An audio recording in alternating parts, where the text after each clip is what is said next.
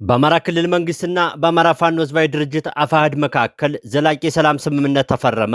ስምምነቱን የአማራ ክልል ርዕሰ መስተዳድር አረጋ ከበደና በአማራ ፋኖ ህዝባዊ ድርጅት አፋሕድ ካፒቴን ማስረሻ ሰጤ ፈርመዋል።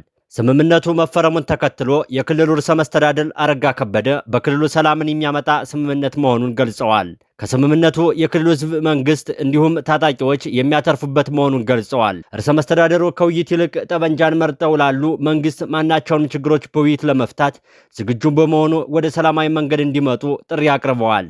በክልሉ ያሉ ታጣቂዎች ወደ ሰላም እንዲመጡ ህዝቡ ሲጠይቅ መቆየቱን ያነሱት ርዕሰ መስተዳደሩ የዛሬው ስምምነት ትልቅ እፎይታ የሚሰጥ ነው ብለዋል። በክልሉ የሚገኙ መዋቅሮች መንግስት የሰላም አቅጣጫን እንደሚከተል አውቀው እንዲተገብሩ ጠይቀዋል። በአማራ ፋኖ ህዝባዊ ድርጅት አፋሕድ በኩል ስምምነቱን የፈረሙት ካፒቴን ማስረሻ ሰጤ የግጭቱ መቋጫው ውይይት መሆኑን ገልጸዋል። ሌሎች በጫካ በሚገኙ ወገኖች ይህንን ፈለግ እንዲከተሉና ችግሮቻቸውን በውይይት እንዲፈቱም ጥሪ አቅርበዋል። ከባንዳና ታሪካዊ ጠላቶች ጋር የሚደረግ ግንኙነት አጥፊ ነው ሲሉም ገልጸዋል። ዘላቂ የሰላም ስምምነት ፊርማ ስነ ስርዓቱ ላይ የተገኙት የአፍሪካ ህብረት ኮሚሽን ምክትል ኮሚሽነር ሰልማ ሃዲ በበኩላቸው ስምምነቱ ለሌሎች ታጣቂዎችም የሰላም በርን የሚከፍት ነው ብለውታል። የኢጋድ ምክትል ዋና ጸሐፊ መሐመድ አብዲ በበኩላቸው ውሳኔው ታሪካዊና ጀግንነትን የሚጠይቅ ነው ብለውታል። ሌሎች ታጣቂዎችም ይህንን ሂደት እንዲቀላቀሉም ጠይቀዋል። ስምምነቱ የተካሄደው የኢጋድና የአፍሪካ መሪዎች ባሉበት የክልሉ ርዕሰ መስተዳድር እና ካፒቴን ማስረሻ ሰጤ ናቸው ተብሏል። አርበኛ ዘመነ ካሴ ሲታሰር ያኔ በጠዋት የህዝባዊ ኃይል ምክትል ሰብሳቢ የነበረው ካፒቴን ማስረሻ ሰጤ መሪዎቻችን ድርጅቱንና በህቡ በተደራጀው ኃይል በትኖ ከስርዓቱ በተሰጠው መኪና ደብረ ማርቆስ ዩኒቨርሲቲ ትምህርት ሲጀምር ነበር ከአዲሱ ትውልድ አእምሮ የወጣው ይላሉ። የፖለቲካ ሞትን የተለማመደው ያኔ ነበር የሚሉም አሉ። ከቀናት በፊት የአማራ ፋኖ ህዝባዊ ድርጅት አመራሮች ካፒቴን ማስረሻ ሰጤን ጨምሮ የተወሰኑ አፈንጋጭ ያላቸውን አባላት ከድርጅቱ ማገዱ ይታወሳል።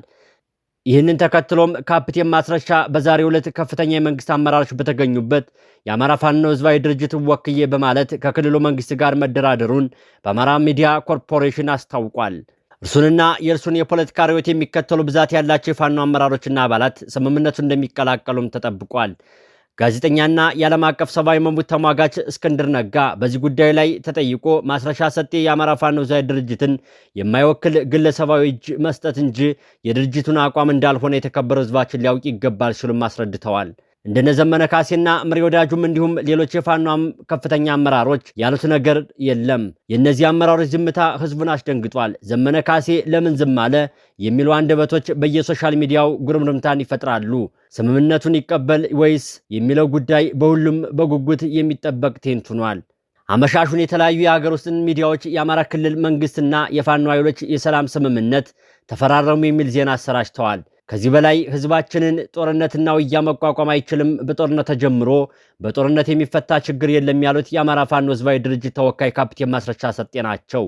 በአፍሪካ ህብረት በኢጋድና በፌዴራል መንግስት መልእክተኝነት ለመጀመሪያ ጊዜ የተደረገው የሰላም ስምምነቱ ለረጅም ጊዜ ድርድሩ ሲደረግ እንደነበር የአማራ ክልል ርዕሰ መስተዳድር ዶክተር አረጋ ከበደ ገልጸዋል። ስምምነቱ በጊዜው ቢሆን ኑሮ አሁን ላለው የክልሉ ኢኮኖሚ መዳከም፣ ማህበራዊ ቀውስና የህይወት መቀጠፍ መታደግ ይቻል ነበር ያሉት ርዕሰ መስተዳድሩ አሁንም ጊዜው አልረፈደም፣ ትክክለኛ ጊዜ ላይ ነን ብለዋል።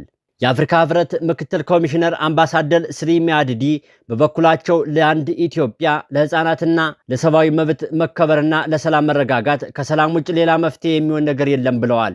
የኢጋድ ምክትል ጸሐፊ መሐመድ አብዱል ሙሄ በበኩላቸው ይህንን ሰላምና መረጋጋት ለመመስረት የመጣችሁትን እንኳን ደስ አላችሁ ብለዋል። የአማራ ክልል ርዕሰ መስተዳድር አሁን ወደ ሰላም ያልመጡ ኃይሎች ወደ ሰላም እንዲመጡ ጥሪ አቅርበዋል። የተለያዩ የመንግስት ሚዲያዎች ይህንን ቢሉም የአማራ ፋኖ ህዝባዊ ድርጅት አስቸኳይ መግለጫ በሚል ተከታዩን መግለጫ ከፋኖ በኩል አሰራጭቷል። የአማራ ፋኖ ህዝባዊ ድርጅት በጦርነት እያሸነፈ ካለው አገዛዝ ጋር የፈረመው ስምምነት የለም ይላል የመግለጫው መግቢያ። በፋኖ ብርቱ ትግል እየተመታ ለመውደቅ እየተንገዳገደ መያዣውና መጨበጫው የጠፋው የኦህዴድ ብልጽግና አገዛዝ ከፈረሰ 2 ዓመታት ካስቆጠረው የአማራ ክልል መንግስት የሙት መንፈስ ጋር የሚደረግ የአማራ ፋኖ ህዝባዊ ድርጅት የሰላም ስምምነት አደረገ ብሎ ዛሬ ረፋዱን ያወጣው መግለጫ ፍጹም ሐሰት ነው። የአማራ ፋኖ ህዝባዊ ድርጅት ከኦህዴድም ወይም ከብልጽግናም ሆነ ከአማራ ክልል መንግስት ተብዬው የሙት መንፈስ በቀጥታም ሆነ በተዘዋዋሪ ተገናኝቶ ድርድር አድርጎ ያውቅም። ከአገዛዙ ጋር የምንገናኘው በጦር ሜዳ ብቻ ነው። በምናባዊ ዓለም ተደረገ በተባለው ድርጅት ተገኝተዋል የተባሉት የአፍሪካ ህብረትና የኢገድ በቀጣይ ቀናት ይፋዊ መግለጫ እንዲሰጡ በዚሁ አጋጣሚ ጥሪ እናቀርባለን።